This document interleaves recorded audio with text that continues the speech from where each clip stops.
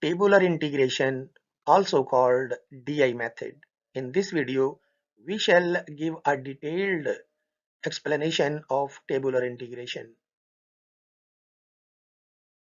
DI method, also called derivatives integrals method or differentiation integration method, is a faster way to evaluate an integral of product of two functions than the conventional integration by parts.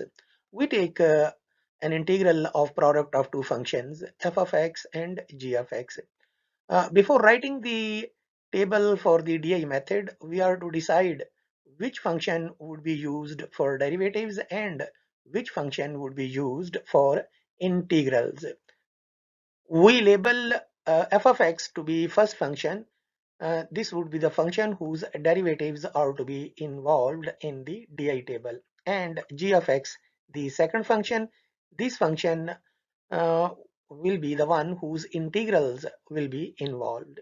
Now the problem is that which function would be taken as first function, and for this we shall use the isolate rule. The order of precedence for the first function is taken from the isolate rule. Now we construct the DI table. This table contains three columns. The first column is the signs column, second is derivatives column, third is integrals column. The signs are taken alternatively, plus, minus, plus, and so on. The second column will contain derivatives of the function, and the third column will contain the integrals of the function. Therefore, the integral can be written as, here we shall take the first sign plus and multiply f of x with the first integral. Then we take the second sign minus and multiply f prime of x with the second integral. Next, we take the next sign plus and multiply the second derivative with the third integral. Next, we shall take the next sign minus and multiply the third derivative with the fourth integral, and so on. Now we take a few examples to elaborate the DI method. First, we take algebraic and trigonometric functions. The integral is product of x and cos of x. X is algebraic function and cos of x is trigonometric function. Now we apply the isolate rule to decide which function would be the first function, that is, which function's derivatives will be involved. As we see that on the priority list, algebraic function comes first and trigonometric function comes after this. So we take x to be first function, that is whose derivatives will be involved, and cos of x to be second function whose integrals will be involved. The DI table for the given problem can be constructed as, in first column there will be signs, then derivatives, then integrals. The signs will be plus, minus, plus. Function is x, its derivatives will be 1 and 0.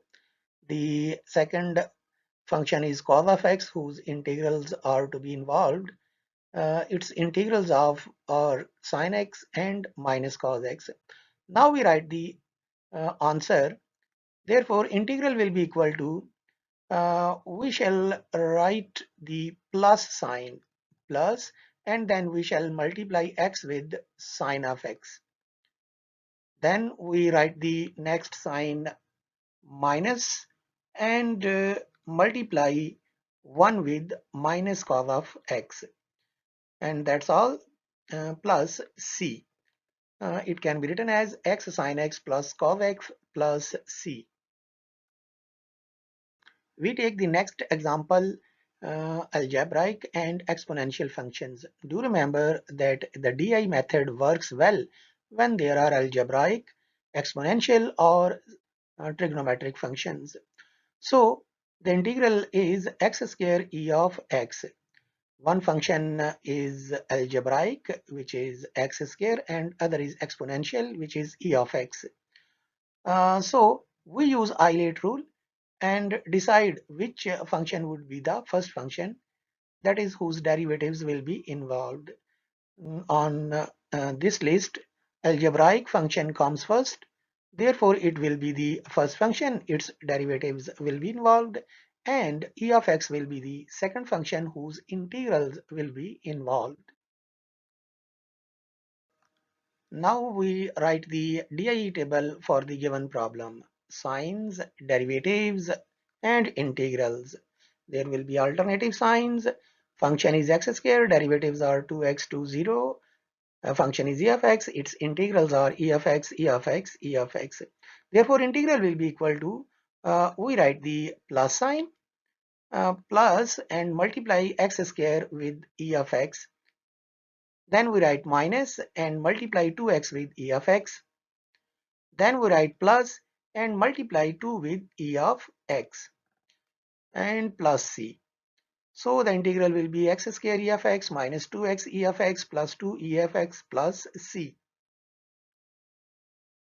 Let us apply the DI method to one trigonometric and one exponential function. Take I to be the integral sin x e of x. Sin x is trigonometric function and e of x is exponential function.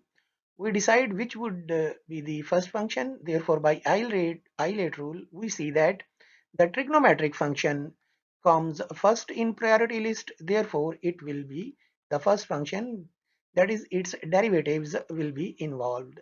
E of x will be the second function whose integrals will be involved. Now we write the DI table for the given problem with slight adjustment. Signs, derivatives, integrals.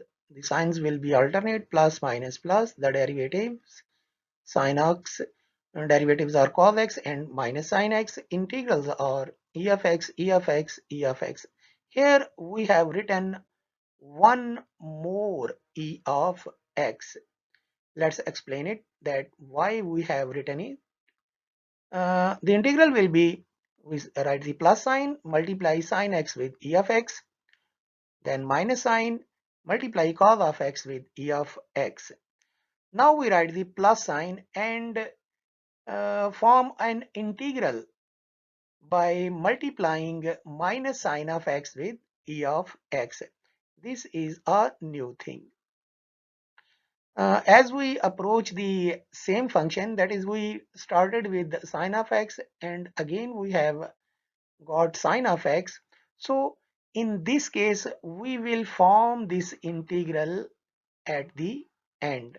Therefore, this integral can now be evaluated as sin x e of x minus cos of x e of x minus I.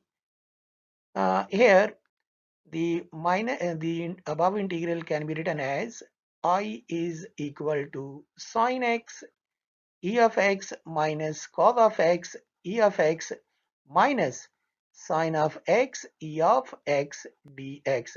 This is the original function and we have replaced it with I. So after simplification, we get the desired integral equal to 1 by 2 sin of x e of x minus cos of x e of x